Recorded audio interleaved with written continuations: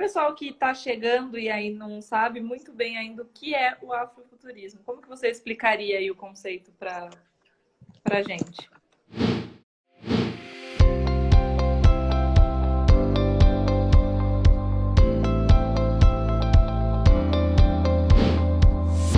Na verdade, existem conceitos, né? Eu costumo dizer, isso veio muito depois de quando eu comecei a estudar, que o afrofuturismo ele é um movimento plural, sabe? Primeiramente, eu conheci o afrofuturismo como obras negras de ficção científica. Depois foi que eu fui vendo que o afrofuturismo é muito mais que isso. Então, para mim, hoje, eu defino o afrofuturismo como um movimento não só artístico, mas também político, né, de pensar vidas negras no centro mesmo de uma organização. Né? E isso inclui não só pensar o futuro do povo preto, como também aprender com o passado. Então, é um movimento de Sankofa. Sankofa é um símbolo andintra dos povos Akan, que é um pessoal que habita, um povo que habita ali a região de Gana, e ele é um símbolo de uma ave olhando para trás, pegando um fruto para trás. Não sei se você já viu essa imagem. Mas a gente pode dizer que o afrofuturismo é muito disso. É aprender com o passado, olhar para o futuro aprendendo com o passado. E isso inclui muito dentro da produção artística a ficção especulativa, que dentro dela está a ficção científica, que é a escrita da Ortega. Então, ela é muito considerada a mãe do afrofuturismo. A gente vê muito isso. Ela é muito citada em tudo que é artigo acadêmico, ela é citada. A mulher é citada toda hora. Eu até ia falar isso, né? Ela é chamada dama da ficção científica, né? É. Considerada aí a mãe do afrofuturismo. Eu queria que você falasse um pouco dessa importância dela para o afrofuturismo. Bom, a Octavia, ela foi para mim, ela foi a primeira autora que eu tive contato, né, com o afrofuturismo, justamente pelo fato de eu sempre ver o nome dela em tudo que eu lia. Então, seja artigos sobre afrofuturismo, ou sejam artigos sobre ficção científica, sempre falavam de Octavia Butler.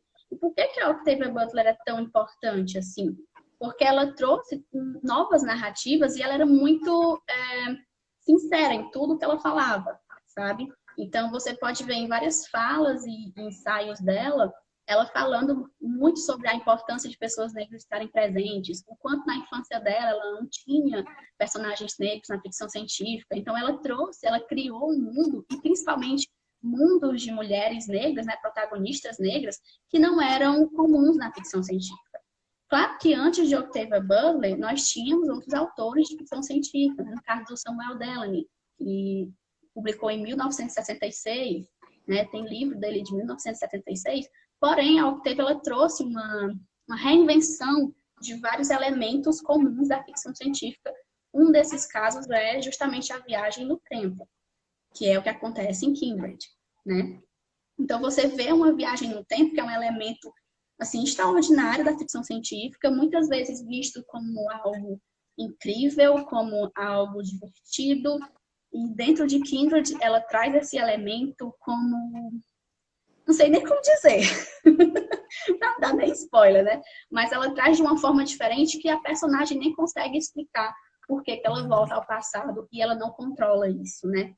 E como é que ela volta para o presente também, né? A forma que ela volta para o presente, sempre que ela tem que ir para o presente, ela tem que estar sofrendo tal coisa. Isso é muito daquela de quebrar esse estereótipo, né? De elementos da ficção científica carregada, de como é que eu posso falar? De aspectos do mundo branco. Então, ela é uma autora importante por conta disso, que ela quebra tudo, ela vem quebrando tudo que vinham falando de ficção científica e traz os mundos dela.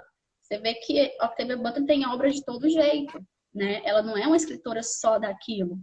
Você pega um livro de contos da Octavia Butler, eu posso mostrar depois para a galera, você vai lendo um conto atrás do outro, você vai em universos totalmente diferentes, né? Então, ela é uma escritora completa, assim, ela pode falar sobre qualquer coisa, ela poderia falar sobre qualquer coisa, né? Porque ela já, infelizmente, já faleceu. Mas ela poderia escrever sobre qualquer coisa que ela iria sair muito bem e iria romper com vários padrões aí dessa ficção científica branca, né? Que a gente estaria acostumado a ver.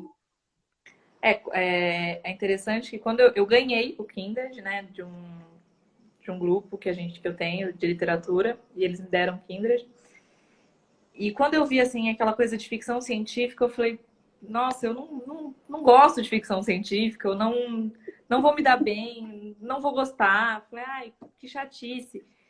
E eu li ele já mais de uma vez, né? E a primeira vez eu li, assim, em 2 dias, porque eu não conseguia parar de ler. Porque eu fiquei esperando justamente, acho que esses elementos, né? Essa coisa, assim, daquela ficção científica toda explicadinha, das coisas...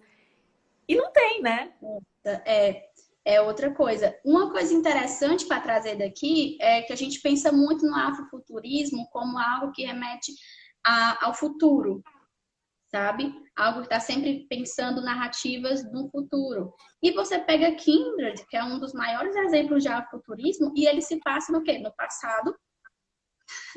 E para nós, os dois tempos são passados. 1976 é o tempo atual da obra, e 1800 é para onde o tempo que ela viaja, né? Então, os dois estão no passado, né? Inclusive estavam no passado porque ele foi publicado em 79. Então ela já escreveu no passado, escreveu No passado. passados, né?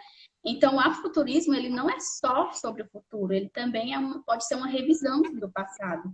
E é justamente isso que a Octavia faz, né? Ela traz uma ficção científica totalmente diferente porque ela vai tratar do passado, diferente de outras ficções científicas que se baseiam em quê? Em uma modernidade que se desvincula de todo o passado, né?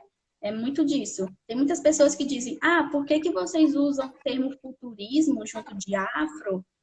Se o futurismo é europeu e não sei o quê, o movimento do futurismo europeu que a gente conhece, né? E aí a gente tem que explicar que o futurismo europeu é algo que se desvincula totalmente do passado, diferente do afrofuturismo, né? A gente busca elementos e as narrativas não necessariamente precisam estar no passado ou no futuro. Elas podem estar, inclusive, no presente. Pode ser uma distopia, afinal a gente está vivendo uma distopia, né?